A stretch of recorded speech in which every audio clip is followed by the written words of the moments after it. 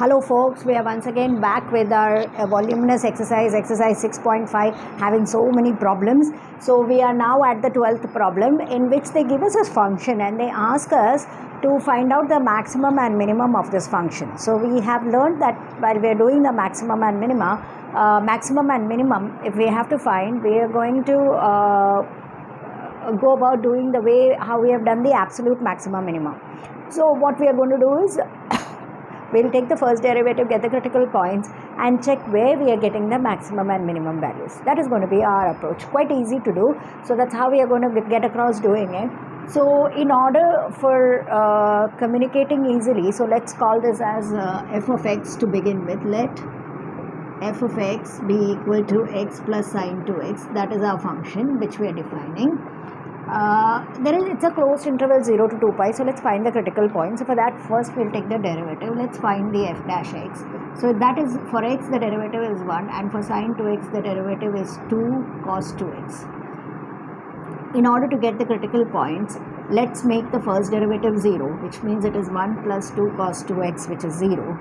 So that works out as 2 cos 2x becoming minus half, and cos negative 1, and it's negative 1, then cos 2x becomes negative half, and we know that it becomes negative half at pi.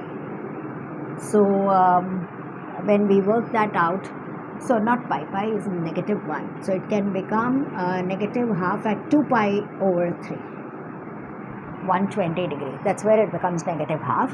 Then in that case it works out like 2x is 2 pi over 3. So x becomes pi over 3.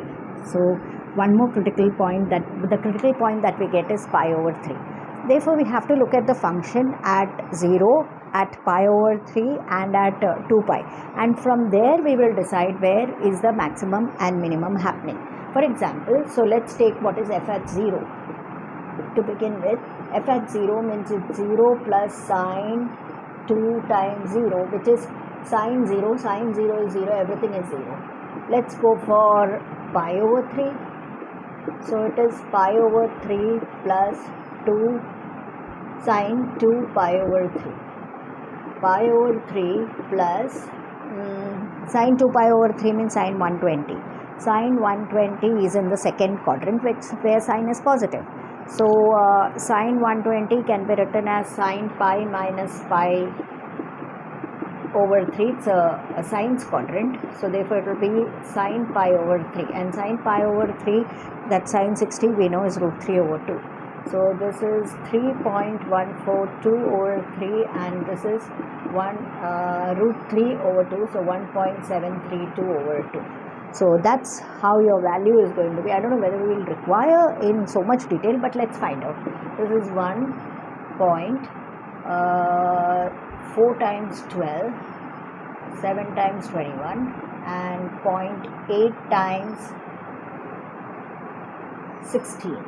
So 1 left, 6 times 12, 6 times 12. So this will come to 13, 10, 1, 9. Yeah. Let's check what is f at 2 pi.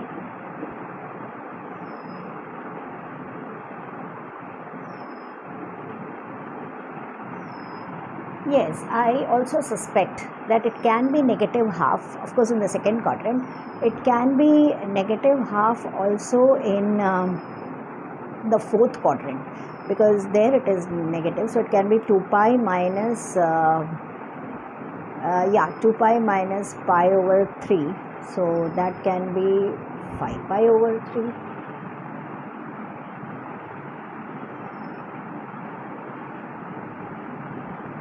That way pi can become 5 pi over 6. We'll check for that also. First let's look at f at 2 pi. So it's going to be 2 pi plus sine 2 times 2 pi. So that is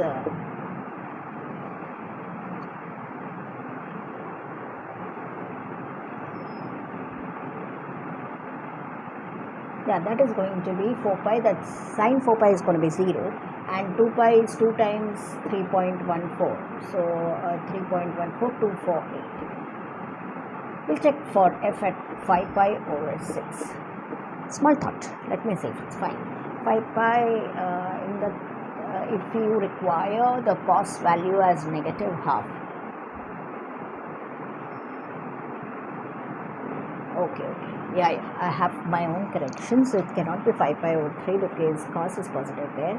Cos can be negative then in the third quadrant, and in the third quadrant it is pi plus pi over 3. So pi plus pi over 3 is 4 pi over 3, and 4 pi over 3 will be 2 pi over 3. Okay, so let's check 2 pi over 3. So if it's going to be 2 pi over 3, it's going to be 2 pi over 3 plus sine 2 pi over 3. Now, it's not sine 2 pi, it's 4 pi because it's 2x. So 4 pi over 3. So therefore 2 pi over 3 plus sine pi plus pi over 3. That's the third quadrant. So and therefore this is then working out like, this is going to then work out like 2 pi over 3 third quadrant. So it's going to be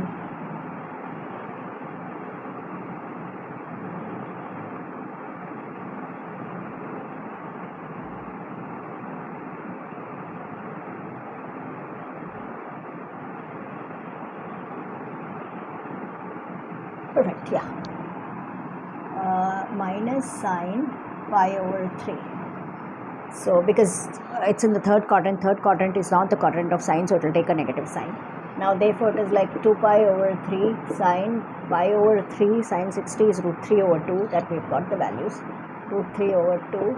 So here it's now 2 pi over 3 means it's 2 times 3.142 over 3. Actually it's enough if you multiply this by 2. Minus this value, so you have 0.866.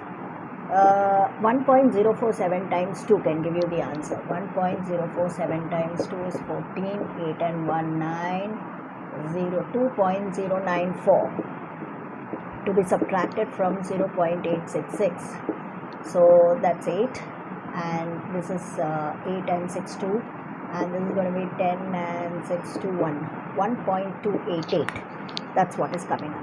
Now in order to get the maximum and minimum, we will be getting the minimum value at 0 and we will get the maximum value at 2 pi. So let's once get back to the question and see what they are asking, so that we get the answer in according to that lines. Find the maximum and minimum value of this particular function at 0 and 2 pi.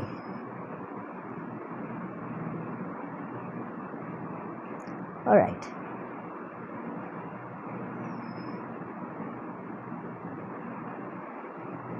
We just get the things clarified for once. Let's have it clarified for once so that we are not then hunting around.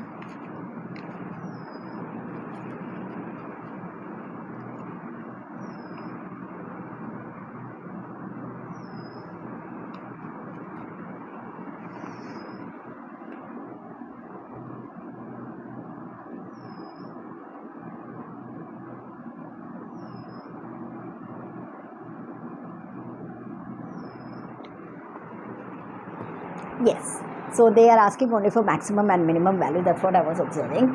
Yeah, so the maximum and minimum point or the values. Okay, so maximum value is what? Where is the maximum value? Is 6.248 at x equal to 2 pi, and minimum value is 0 at x equal to 0. It's a beautiful problem, actually. It's a beautiful problem of absolute maxima minima. Of, it is testing the trigonometry that you would have studied last year, how well you were able to grasp it. That is being checked here. So it's a beautiful problem.